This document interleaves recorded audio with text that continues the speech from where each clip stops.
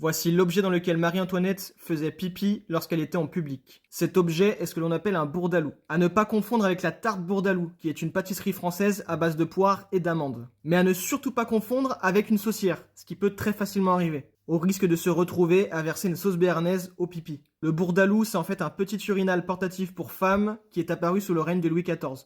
Comme beaucoup de choses pas très hygiéniques, vous allez me dire.